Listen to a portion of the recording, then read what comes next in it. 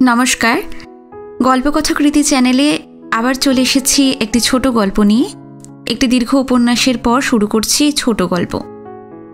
আজকে শুনবেন প্রফুল্ল রায়ের লেখা জনক। এই গল্প একজন হারিয়ে যাওয়া মেয়ের তার বাবাকে খুঁজে পাওয়ার গল্প। কিন্তু একজন অত্যন্ত গোঁড়া, কুসংস্কারাচ্ছন্ন, সংস্কারগ্রস্ত বাবা কি তার মেয়েকে মেনে নিতে পারবে? চলুন শুনে নিই আজকের গল্প প্রফুল্ল রায়ের জনক।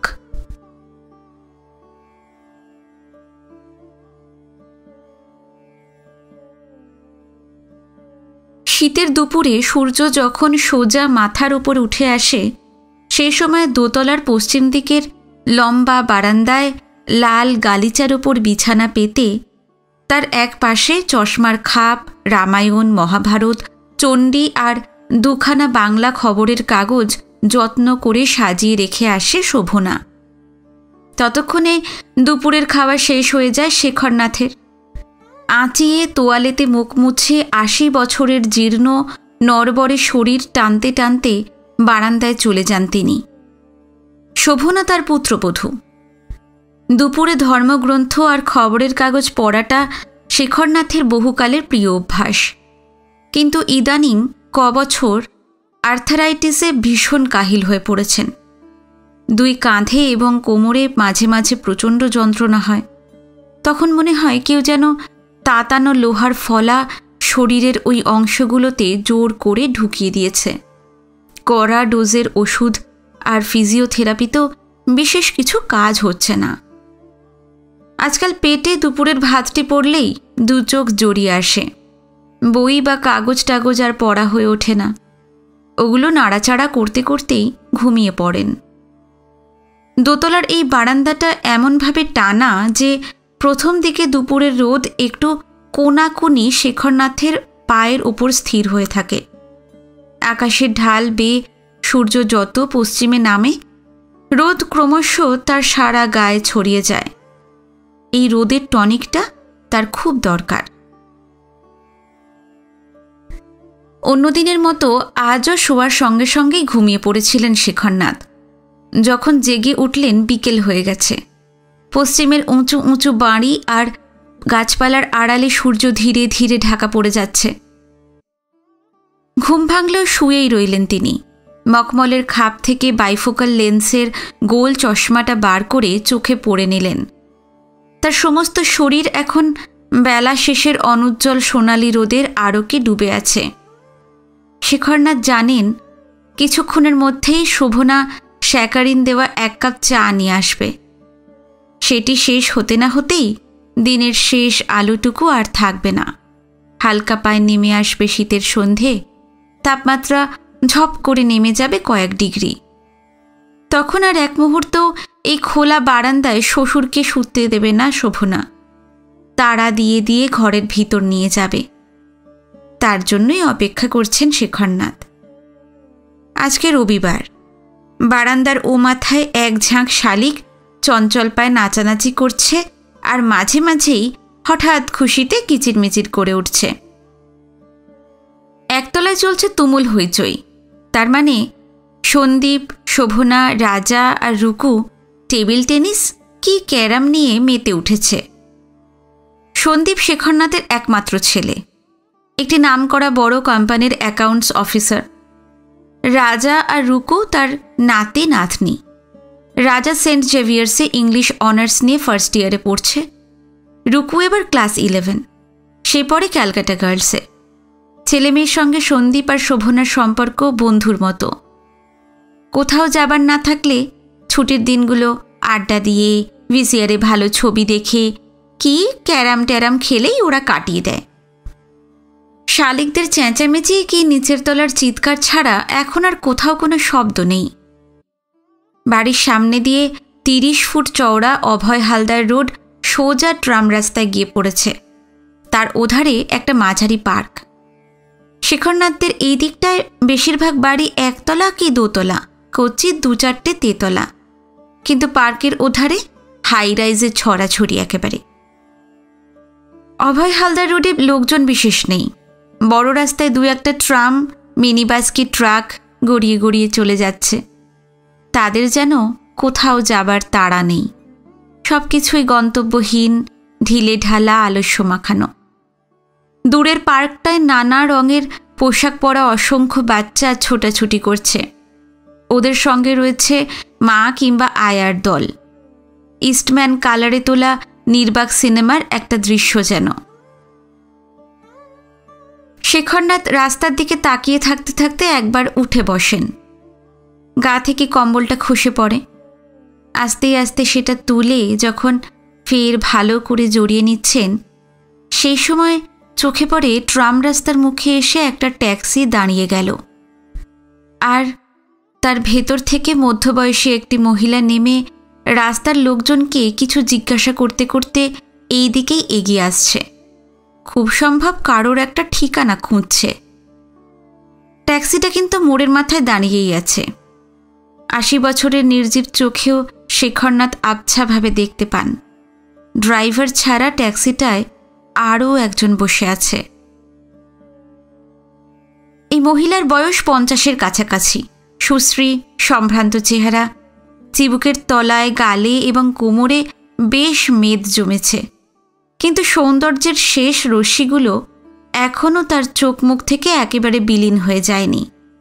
পরনে কাঁথা স্টিচের দামি শাড়ি, চোখে ফ্যাশনেবল চশমা, ডান কাঁধ থেকে চমৎকার লেডিস ব্যাগ ঝুলছে, বাঁ হাতে বড় একটা সুটকেস। শেখরনাথ কৌতূহল শূন্য চোখে লক্ষ্য করছিলেন। মহিলাটি বাড়ির নম্বর দেখতে দেখতে যখন তাদের শান্তি নিবাসের সামনে এসে দাঁড়ায়, তখন চমকে ওঠেন।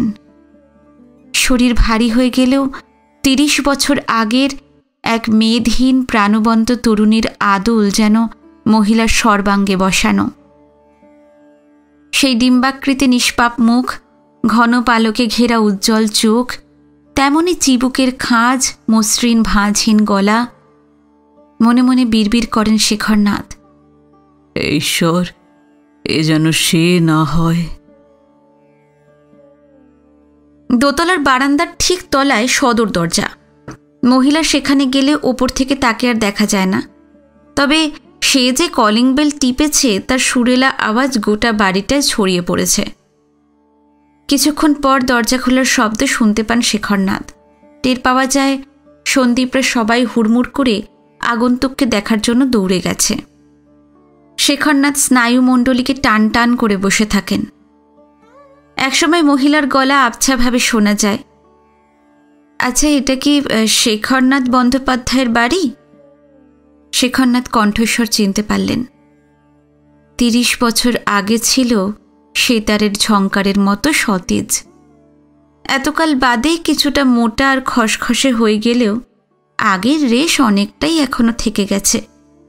সন্দীপ বলল, হ্যাঁ, আপনি কাকে চাইছেন? আমি ঢাকা থেকে আসছি। বসে কি কথা বলা যেতে পারে? হ্যাঁ হ্যাঁ, নিশ্চয়ই, আসুন। এরপর দরজা বন্ধ হবার আওয়াজ পাওয়া গেল। আগন্তুক বলছিল ঢাকা থেকে আসছে, তার মানে সে, নিশ্চয়ই সে। এই শীতের বিকেলে অঢেল বাতাস চারিদিকে, তবু মনে হলো দম বন্ধ হয়ে যাচ্ছে শেখরনাথের। ফুসফুস যেন ফেটে চৌচির হয়ে যাবে। ওদিকে একতলায় হইচই মাতামাতি থেমে গিয়ে একেবারে নিঝুম হয়ে গেছে। কি করবেন প্রথমটা স্থির করতে পারলেন না শেখরনাথ। ব্যাকুল বিহবল দৃষ্টিতে শীতের এই মলিন বেলা শেষে ম্রিয়মান রাস্তাঘাট আর বাড়িঘরের দিকে কয়েক পলক তাকিয়ে থেকে হঠাৎ মনস্থির করে ফেলেন, একটু পরে শোভনা কি সন্দীপ কিংবা দুজনেই হয়তো দোতলায় ছুটে আসবে। কিন্তু ঢাকা থেকে এইমাত্র যে এসেছে, তিনি তার মুখ দেখতে চান না। এতকাল তাদের ধারণা ছিল সে মৃত, কিন্তু না, এখনো বেঁচে আছে। অথচ বছরের পর বছর তার মৃত্যু কামনা করতে করতে কবে যেন তাকে ভুলেই গিয়েছিলেন শেখরনাথ। কি প্রয়োজন ছিল, হ্যাঁ, কি প্রয়োজন ছিল ৩০ বছর পর কলকাতায় এসে তার বুকের গভীরে লুকোনো একটি ক্ষতকে ঘা দিয়ে দিয়ে রক্তাক্ত করে তোলার? বিকল শরীরটাকে এক টানে টেনে তোলেন শেখরনাথ। যন্ত্রণার একটি প্রবাহ কোমর থেকে পায়ের পাতা পর্যন্ত তীব্র গতিতে নেমে যায়। অন্য সময় হলে তার গলা দিয়ে কাতর আওয়াজ বেরিয়ে আসত। এখন কিন্তু তেমন কোনো অনুভূতিই হলো না। এই বারান্দার বাঁ পাশেই তার নিজস্ব ঘর। সেটাই দুটো দরজা, একটা দিয়ে বাড়ির ভিতরে যাওয়া যায়, আর একটা এই বারান্দায় যাতায়াতের জন্য। ধরফর করে ঘরে ঢুকে দুটো দরজাই বন্ধ করে দিলেন তিনি। এখানে আসবাব বলতে খুবই সামান্য। একধারে দেওয়াল ঘেঁষে পুরনো আমলের খাটে পুরু জাজিমের ওপর ধপধপে বিছানা, আর এক পাশে কাঠের ছোট সিংহাসনে কালী থেকে গণেশ পর্যন্ত নানা দেবদেবীর মূর্তি। এছাড়া আছে আলনা, আলমারি, দু একটা সেকেলে লোহার ট্রাঙ্ক, এক দেওয়ালে একটি ক্যালেন্ডার এবং তার ওপর ফ্রেমে বাঁধানো ৪৫-৪৬ বছরের এক মধ্যবয়সিনীর ফটো। হাস্যোজ্জ্বল সুন্দর এই মানুষটি হেমলতা, শেখরনাথের স্ত্রী। ৬৩-তে যেবার তিনি মিরপুরে পুড়ে মারা যান, সেই বছরে ছবিটা তোলা হয়েছিল। এটাই হেমলতার শেষ ছবি। দুই দরজায় খিল তুলতেই কেউ যেন ধাক্কা দিতে দিতে শেখরনাথকে বিছানায় তুলে দেয়। অদ্ভুত এক ঘোরের মধ্যে তিনি স্ত্রীর ফটোর দিকে তাকিয়ে নিঃশব্দে বসে থাকেন। বহুবার শেখরনাথ মনে মনে প্রতিজ্ঞা করেছেন পিছনে ফিরে তাকাবেন না। ৩০ বছর আগে যা ঘটেছে তার জন্য ভিতরে বাইরে ভেঙে চুরে তিনি শতখান হয়ে গেছেন। হৃৎপিণ্ডে কত যে রক্তক্ষরণ হয়েছে তার খবর কে রাখে? সন্দীপ তখন ১৫ বছরের কিশোর। তার মুখের দিকে তাকিয়ে শোক, দুঃখ, কাতরতা ভুলতে চেষ্টা করেছেন শেখরনাথ। সময়ের হাতে একটা ম্যাজিক থাকে যা সমস্ত কিছু তীব্রতা কমিয়ে দেয়, আস্তে আস্তে দিয়েও ছিল। শেখরনাথের মনে হয়েছিল তিনি সব ভুলে গেছেন, কিন্তু ৩০ বছরের পলির স্তর সরিয়ে উঠে আসছে সেই দিনগুলো, ভীতিকর, আতঙ্কজনক, দুঃস্বপ্নে ভরা। বিস্মৃতিতে যা লুপ্ত হয়ে গেছে মনে হয়েছিল, এখন দেখা যাচ্ছে তার কিছুই হারায়নি, স্মৃতির কালাধারে অবিকল সংরক্ষিত আছে। শেখরনাথের মনে পড়ে দেশভাগের পর সেই আমলে পূর্ব পাকিস্তান থেকে যখন শরণার্থীর ঢল নামল পশ্চিমবঙ্গ, ত্রিপুরা বা আসামের দিকে, ভীষণ ভয় পেয়ে গিয়েছিলেন হেমলতা। শেখরনাথকে বলেছিলেন, চলো না, বাড়ি বেচে আমরা কলকাতায় চলে যাই। সে সময় ইস্ট পাকিস্তানে জমি জমা বাড়িঘর বিক্রির তেমন সমস্যা ছিল না। শেখরনাথ তখন ম্যাকেনজি ব্রাদার্সের জুট মিলে জুনিয়র অ্যাডমিনিস্ট্রেটিভ অফিসার, বয়স ৩৫-৩৬। ঢাকা থেকে মাইল ৪০ দূরে ধলেশ্বরীর পাড়ে মিরপুরে ছিল চটকলটা। ১৫০ বছর ধরে শেখরনাথরা ওই শহরের স্থায়ী বাসিন্দা। বংশলতিকার দিক থেকে তাদের ৭ম প্রজন্ম চলছিল। এর মধ্যে তাদের কেউ কোনো দিন অন্য কোথাও যাবার কথা ভাবেননি। প্রজন্মের পর প্রজন্ম বন্দ্যোপাধ্যায় বংশের শিকড় এই পুরনো শহরটির মাটির তলায় বহুদূর ছড়িয়ে গেছে। এক কথায় তা উপড়ে ফেলা সহজ ছিল না। শেখরনাথ তখন বলেছেন, কলকাতায় যাব কেন? আমরা কি কোনো অপরাধ করেছি নাকি? এটা তো আমার দেশ, এখানেই থাকবো। কিন্তু দেখছো না, রোজ কত লোক চলে যাচ্ছে। যাক, আমরা যাচ্ছি না। শোনো না, আমার মন বলছে শেষ পর্যন্ত এদেশে থাকতে পারবো না আমরা।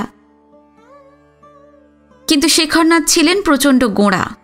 ব্রাহ্মণত্বের যাবতীয় সংস্কারকে তিনি প্রায় ধর্ম পালনের মতো আগলে আগলে রাখতেন। কিন্তু তার চরিত্রের অন্য একটি দিক ছিল। প্রতিবেশীদের তিনি বিশ্বাস করতেন, তাদের ওপর ছিল তার অগাধ আস্থা। কণ্ঠস্বরে জোর দিয়ে বলেছেন, না, এই শহরের সবাই আমাদের চেনে, তারা থাকতে কেউ আমাদের গায়ে একটা আঁচড়ও কাটতে পারবে না। হেমলতা উত্তর দেয়নি। শেখরনাথ ফের বলেছেন, শোনো, মিরপুরে কম রায়ট হয়নি, কিন্তু আমাদের কি কোনো ক্ষতি হয়েছে? লোকজন বিপদের সময় ছুটে আসেনি আমাদের কাছে? তাদের প্রতিবেশীরা ছিল সহৃদয়, সহানুভূতিশীল।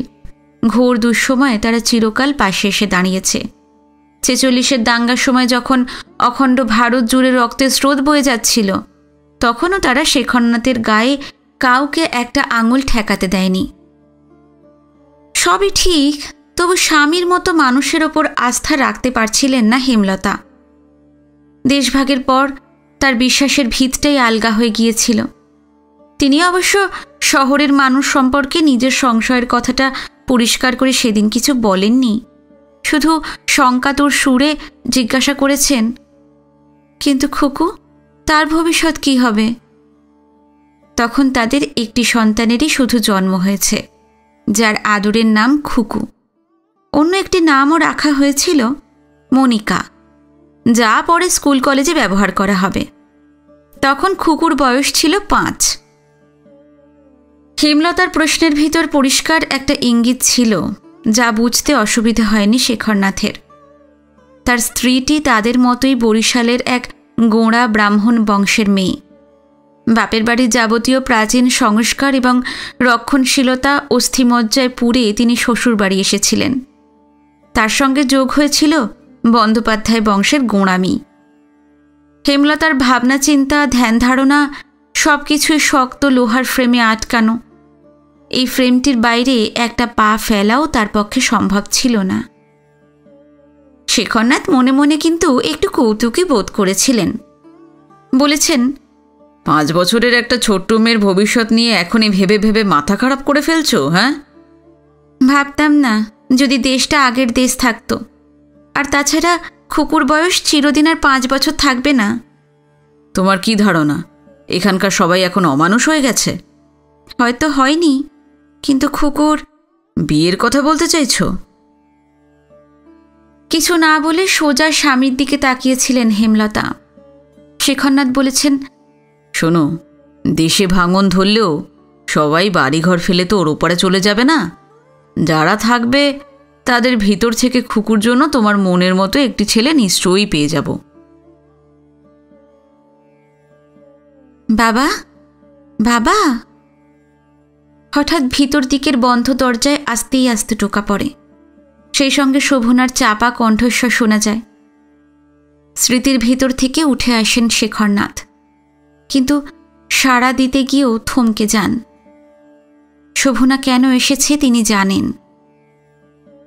কিছুক্ষণ ডাকাডাকি করে শোভনা চলে যায়। একটু পরেই অন্য একজোড়া চেনা পায়ের শব্দ সিঁড়ি বেয়ে ব্যস্তভাবে দরজার সামনে এসে থামে। সন্দীপ, যার ডাকনাম লালু, এবার সে এসেছে। বাবা, বাবা, একবার দরজাটা খোলো। সন্দীপের গলায় উত্তেজনা এবং অস্থিরতা। শেখরনাথ চুপ, আচ্ছন্নের মতো বসে আছেন। সন্দীপ একটানা বলে যায়, বাবা, দরজা খোলো, দরজা খোলো, ঢাকা থেকে দিদি এসেছে। শেখরনাথের হৃৎপিণ্ড পলকের জন্য থেমে এমন প্রবল গতিতে লাফাতে থাকে যে তার উত্থান পতনের শব্দ তিনি নিজেই যেন শুনতে পান।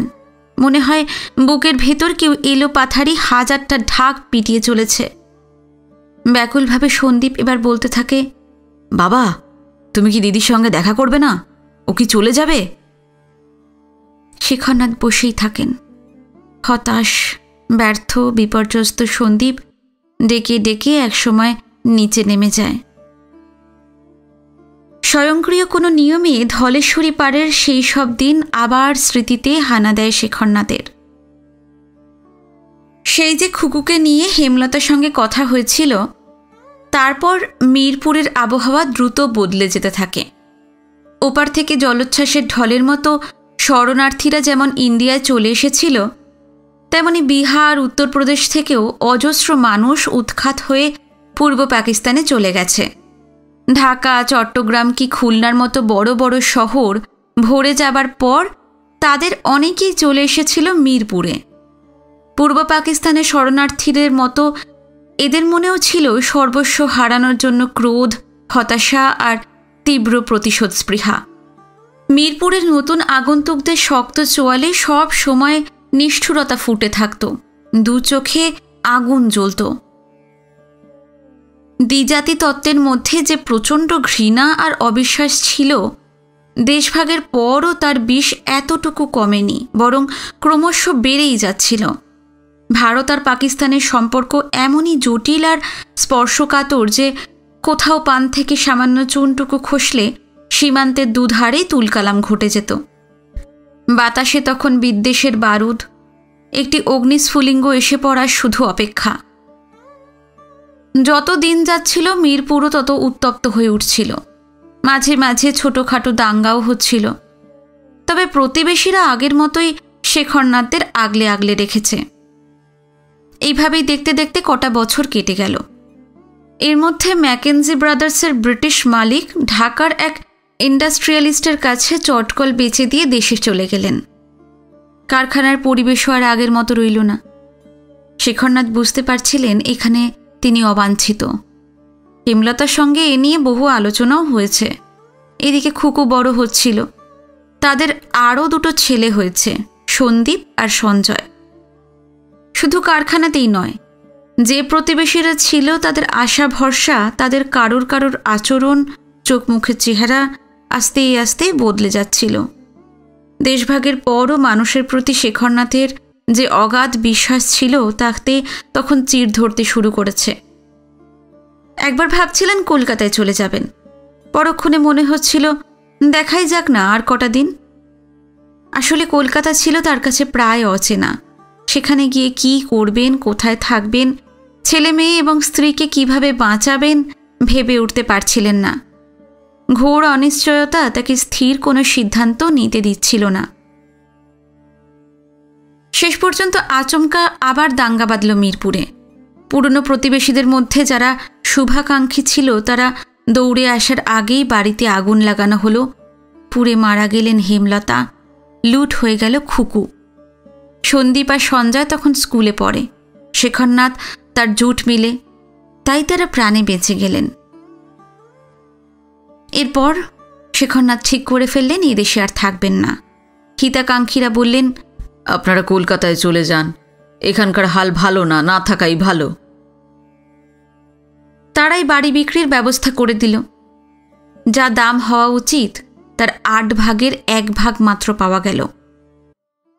কলকাতায় আসার পর এপারের আত্মীয় স্বজনরা যারা পার্টিশনের সঙ্গে সঙ্গেই দেশ ছেড়েছিল তারাই অভয় হালদার রোডের এই বাড়িটা কিনে দেয়। ভালো একটা স্কুলে ভর্তি হলো সন্দীপ আর সঞ্জয়। শেখরনাথ এখানকার এক মার্কেন্টাইল ফার্মে ছোটোখাটো কাজও জোগাড় করলেন। সঞ্জয় বেশি দিন বাঁচেনি। কলকাতায় আসার বছরখানেকের মধ্যেই ভুল চিকিৎসায় মারা যায়। সর্বস্ব খোয়াবার পর শেখরনাথ সন্দীপকেই আঁকড়ে ধরেছিলেন। এই ছেলেই তখন তার ধ্যান জ্ঞান। সন্দীপও খুব শান্ত, বাধ্য, বাবা ছাড়া কিছুই জানত না। ছাত্র হিসেবেও অসাধারণ মেধাবী। এমকমে ফার্স্ট ক্লাস পেয়ে কোম্পানি সেক্রেটারিশিপে ডিগ্রি নেবার পর অ্যাকাউন্টস অফিসারে চাকরি পেল। তারপর ওর বিয়ে দিলেন শেখরনাথ। পূর্ব পাকিস্তান থেকে বুকের ভেতর 2টো দগদগে রক্তাক্ত ক্ষত নিয়ে শেখরনাথ কলকাতায় এসেছিলেন, হেমলতা আর খুকু। হেমলতা তো খুনই হয়েছেন, কিন্তু খুকু? প্রতিদিন ঈশ্বরের কাছে প্রার্থনা করেছেন খুকুরও যেন মৃত্যু হয়, কিন্তু ঈশ্বর তার প্রার্থনা শোনেননি। কখন সন্ধে নেমে গিয়েছিল শেখরনাথ জানেন না। শীতের অন্ধকার আর হিমে বাইরের রাস্তায় কর্পোরেশনের আলোগুলোর তলায় কুয়াশার ছোট ছোট বৃত্ত চোখে পড়ে। শেখরনাথ বিছানা থেকে নেমে যে ঘরের আলোটা জ্বালবেন তেমন কোনো ইচ্ছাই আর নিজের মধ্যে খুঁজে পেলেন না। ঠান্ডা উত্তুরে হাওয়া যে খোলা জানালা দিয়ে ঘরে ঢুকছে সেদিকেও তার খেয়াল নেই। আচ্ছন্নের মতো, অনুভূতি শূন্যের মতো তিনি বসেই আছেন। কতক্ষণ পর মনে নেই, আবার সিঁড়িতে পরিচিত 4 জোড়া পায়ের আওয়াজ শোনা যায়। এবার আর সন্দীপ বা শোভনা আলাদা আলাদা আসেনি, রাজা আর রূপুও এসেছে ওদের সঙ্গে। দরজায় ধাক্কা পড়ে, ওরা একসঙ্গে ডাকতে থাকে, বাবা, বাবা, দাদু। কিছুক্ষণ আগের মতোই সাড়া না দিয়ে স্তব্ধ হয়ে বসে থাকেন তিনি। এবার অন্য সবার গলা ছাপিয়ে সন্দীপের কণ্ঠস্বর কানে আসে, বাবা, তোমার ভয় নেই, দিদি চলে গেছে, ওর মুখ আর তোমাকে দেখতে হবে না, এবার দরজা খোলো। আশ্চর্য, যাকে তিনি দেখতে চাননি, যার জন্য 30 বছর তার কাছে মৃত্যু ছাড়া আর কিছুই কাম্য ছিল না, সে চলে গেছে শুনে অদ্ভুত এক ব্যাকুলতা বোধ করতে থাকেন শেখরনাথ। নিজেকে টেনে হেঁচড়ে খাট থেকে নামিয়ে আনেন, আলো জেলে দরজা খুলে দেন। সন্দীপরা কিছুক্ষণ স্থির চোখে শেখরনাথকে লক্ষ্য করে, তারপর একসঙ্গে সবাই ঘরে ঢোকে। সন্দীপ, রুকু আর রাজা শেখরনাথের কাছে এগিয়ে এসেছিল, তবে তারা বসে না। সন্দীপ বলে, এ তুমি কি করলে বাবা? দিদিরা কত বছর ধরে আমাদের খোঁজ করেছে তুমি জানো? শেষ পর্যন্ত ঢাকার ইন্ডিয়ান হাই কমিশন এই বাড়ির ঠিকানা জোগাড় করে দিতে পেরেছে, আর সেটা পেয়েই ওরা ছুটে এসেছিল। তুমি দরজায় খিল দিয়ে বসে রইলে, একবারও দিদিকে কাছে টেনে নিলে না। দিদি কাঁদতে কাঁদতে চলে গেল, আর হয়তো কোনোদিনই আসবে না সে। হারুনদা কি ভাবলো বলো তো? কে হারুনদা? দিদির স্বামী। সন্দীপের কথা শেষ হতে না হতেই শেখরনাথের মুখ চোখের চেহারা একেবারে বদলে যায়। তাকে অত্যন্ত অসুস্থ দেখায়। মনে হয় তার শ্বাস প্রশ্বাস যেন বন্ধ হয়ে আসছে। হারুন নামটি শোনার সঙ্গে সঙ্গে ব্রাহ্মণত্বের প্রাচীন সংস্কারগুলো শেখরনাথকে বিপর্যস্ত করে তুলতে থাকে।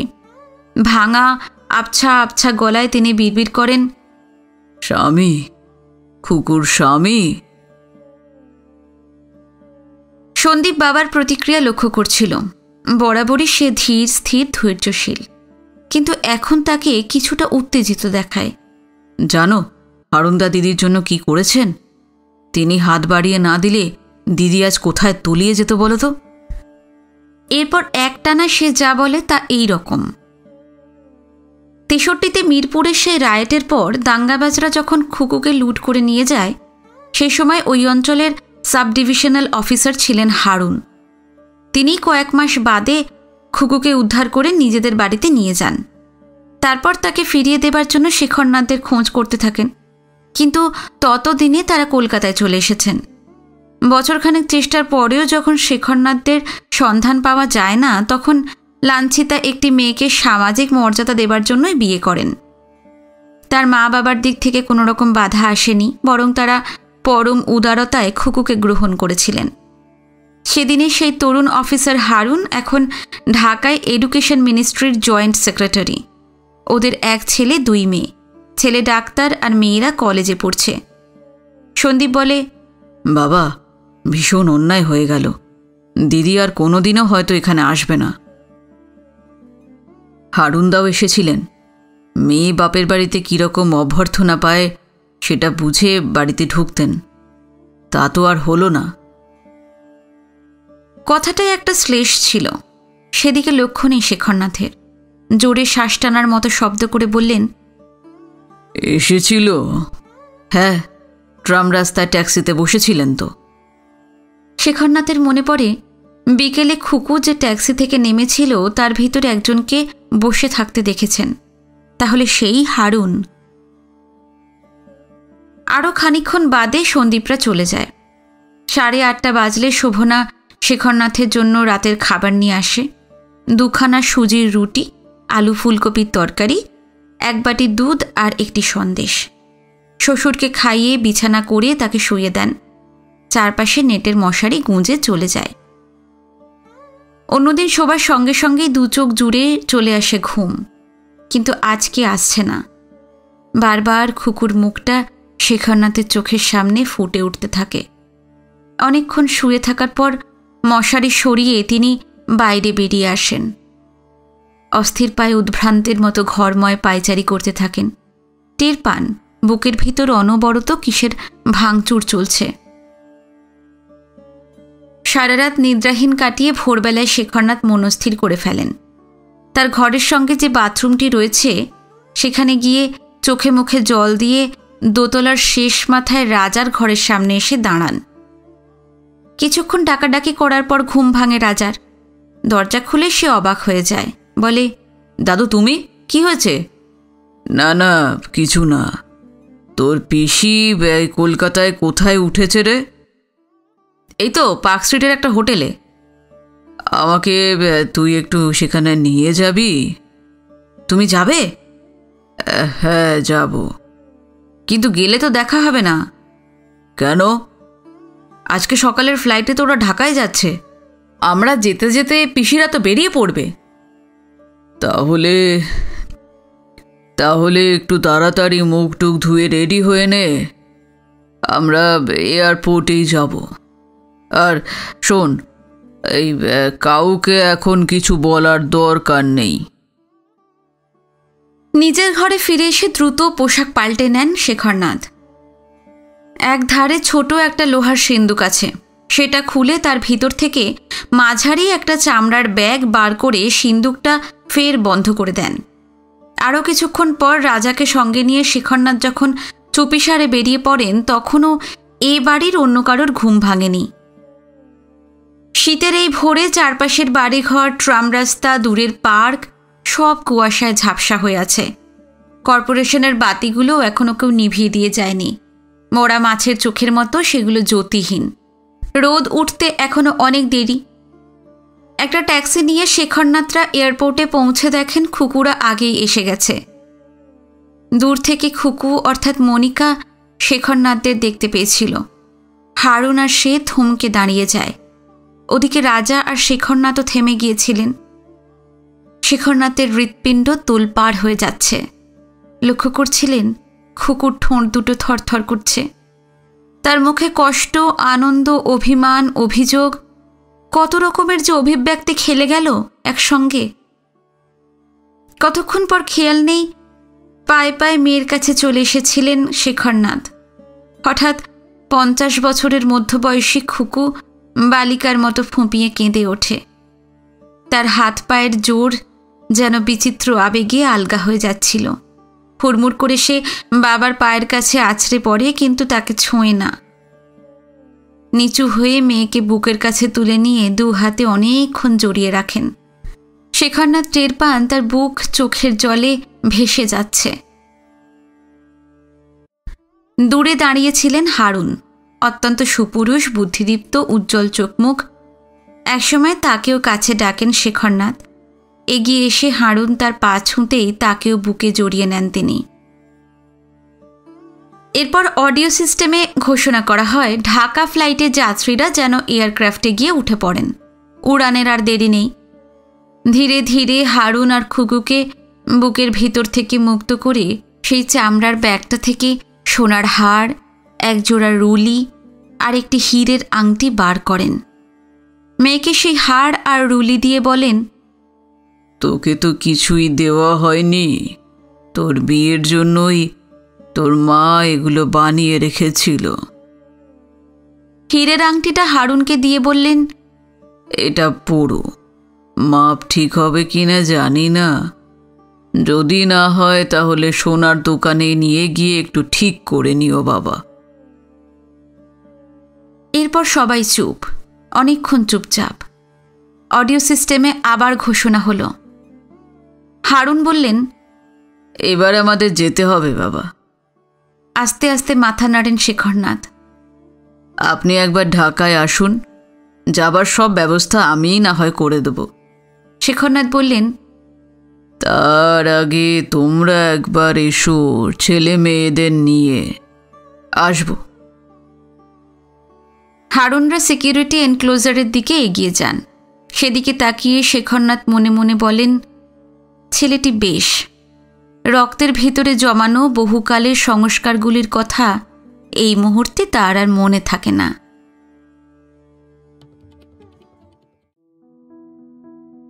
প্রফুল্ল রায়ের জনক গল্পটি এখানে শেষ হলো। কেমন লাগলো আপনাদের অবশ্যই জানাতে ভুলবেন না, কমেন্ট করবেন, ভিডিওতে লাইক দেবেন। আর যারা নতুন এসেছেন আজকে, গল্প পাঠ ভালো লাগলে চ্যানেলটি সাবস্ক্রাইব করবেন। আজকে এই পর্যন্তই, নমস্কার, সবাই ভালো থাকবেন।